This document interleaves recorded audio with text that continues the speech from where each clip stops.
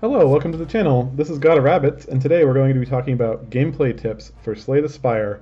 Slay the Spire is a new game being developed by Mega Crit and is currently in early access on Steam. It can be best described as a single-player Dominion-style deck-building card game with roguelike features. As can be expected with roguelike games, the replayability is incredibly high and the strategy is very deep. There are three strategic aspects to Slay the Spire: deck building, general gameplay such as pathing and choosing relics, and fighting. In this guide we're going to go over some good tips covering each of these aspects. We won't be covering gameplay basics as the game is pretty easy to pick up and play. We also won't be covering any individual character tactics or specific deck strategies in this video. Without further ado, let's get going. Okay, let's start with talking about deck building strategy. Building your deck is vital to your ability to succeed. All aspects of the game will improve as you build more efficient, powerful, and synergistic decks. You want your deck to be a well-oiled machine rather than a pile of cards. How do you achieve this? There are two aspects. First, focus on improving the quality of your cards through curation and upgrading, and second, narrow in upon a single strategy for your deck to exploit. Certainly, knowing all the cards that are available and how they work together is key to building a good deck, and for that you really need experience playing all the cards. In this area, not much helps more than playing the game. To that end, putting in the hours to learn the individual characters and their decks is paramount, including playing various strategies with the same deck. Each card in the game can be upgraded. Upgrading the cards in your deck is a priority, as you want your average card in hand to be as good as possible.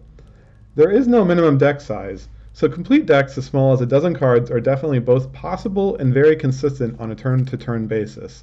The flip side of this is that the smaller your deck is, the more you'll feel the status and curse cards as you collect them. Removing cards from your deck is a powerful strategy that isn't obvious. It's for more than just removing curses, for instance. Removing a completely dead card will greatly increase the average power level of the remaining cards in your deck. Even just removing a non-synergistic card will allow your deck to become more consistent. Strikes and Defends are great candidates for removal. They are often the worst cards in your deck at any given time. I played a lot of Magic the Gathering in my time, and one of the tenets of Magic the Gathering is that you play with as few cards as you possibly can in your deck. For instance, the minimum deck size in Magic the Gathering is 60 cards, and the correct number to play with is usually 60 cards. This is because your strategy revolves around a certain set of cards that work cohesively together, and adding additional cards only serves to dilute that strategy in the long run. So you want to find, for instance, in Magic, the 60 best cards at any given time and put them together to create a deck. For Slay the Spire, since we don't have a minimum deck size, what we're really looking for is the minimum number of cards that make up your strategy in the appropriate ratios. So that's basically one of the philosophies of creating a deck in Slay the Spire. Of course, with Slay the Spire, you don't really get a choice of what cards come up at any given time. So curating your deck is certainly not as easy. You don't necessarily know whether or not a strategy will pan out, whether or not a different strategy will have been easier to build upon during your playtime because you don't know what's going to come up next. However, if you know what is available and you use it effectively, you can still maximize the ability to execute the strategy that you're intending to. Let's talk about card costs for a minute.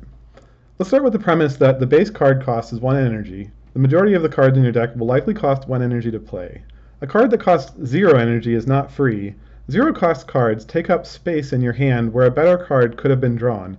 A 0 cost card should need to justify its existence in your deck as much as any other card. A card that costs 2 energy needs to be better than 2 cards that cost 1 energy apiece. It'll often get stuck in your hand, and you don't necessarily want that to happen, so it needs to justify its existence as being better than the options that you have at 1 energy. You typically only have space for 0 to 2 cards that cost 3 energy in your entire deck. Be cautious about their inclusion. Make sure to keep a really good balance of offensive and defensive cards in your deck as you build it out. If you're not careful, it's easy to, for instance, pick up too many offensive cards at once and pay the price by taking too much damage in a single fight. Next, let's talk about gameplay. You need to select a route to fight the boss from many available paths. In general, you should prioritize your route stops something like the following: campfires, elite monsters, shops, events, and normal monsters. Campfires are almost never blanks. You want to be upgrading cards at campfires as often as you can afford to. Next, you should be focused on fighting elite monsters as you have the ability to. Elites will always drop a relic from the elite monster relic pool, and the cards they drop are better than average. By fighting elite monsters, you gather the tools you need to beat the bosses on the boards. Shops are great. You definitely want your run to hit at least 2 shops to buy relics, remove cards, and purchase cards for sale. In general, purchasing relics and card removals should be priorities. If the shop doesn't have anything you need, send your cash until the next one. Event squares are highly variable, but on average are better than normal enemy encounters. Often the purpose of going to event squares is to try to increase the power level of your deck or gain some other resource such as a valuable trinket. Normal enemy counters typically only add cards of an average power level to your deck. They are necessary to build out your deck, but the card reward typically won't increase the power level of deck that already has all the pieces it needs. When you beat an enemy encounter, you are presented with a set of cards to choose from. Passing up on cards, especially later in a run, is a very solid move. By maintaining a small deck of upgraded cards that focuses on a single strategy, you're not diluting your deck with bad cards. Remember that you're given 4 choices of which card to pick, and as often as not, none of the above is the correct choice. If you pick a card at every opportunity, you will usually end up with competing strategies and draw way too many dead cards in your hands. Next, let's talk about fighting.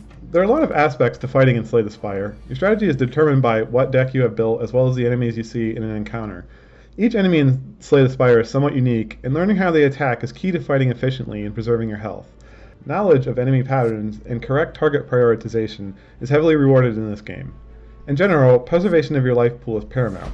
If you can take longer in a normal fight to virtually guarantee no damage loss, it is almost always the correct strategy.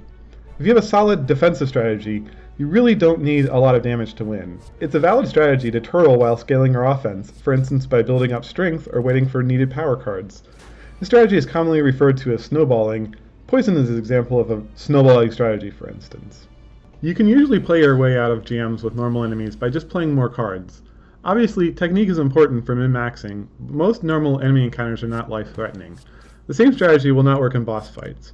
Many boss fights will follow cycles where you have infrequent turns of spike damage, often as much as 80 unmitigated damage, for instance. You typically won't survive more than 1 or 2 of these big hit turns, so in essence, boss fights are your gear check in this game. They require that you've built your deck in a synergistic and focused manner. You only need 1 health to win a boss encounter, since your health resets between boards. Unlike normal fights, where preservation of your life pool is of the utmost importance, you can use your life as a resource during boss fights. You might choose to trade damage in order to take advantage of a good hand, for instance. Try to enter boss battles with potions, and even better, good potions. For instance, strength and dexterity potions are amazing for boss encounters, as their benefit does not expire during the fight. The damage mitigation a dexterity potion provides over a long fight is significant. Preparing yourself for individual boss encounters is an extra edge to your gameplay. Each boss is a different picture on the route board, so you can begin preparing for them as early as the start of the board. For instance, if you know an easy boss is coming up, maybe you have more ability to fight elite monsters during your route, or you choose to upgrade a card at the pre-boss bonfire instead of rest. So that's it on my general tips guide to Slay the Spire, the new and unique roguelike card game that I've been enjoying a lot lately. If you have any tips of your own, let me know in the comments below. This game is great. I can tell a lot of other people are also enjoying it right now as well. Feel free to like and subscribe as well. There's plenty of more exciting content to come to the channel. This is God of Rabbits. Thanks for watching and have a great day.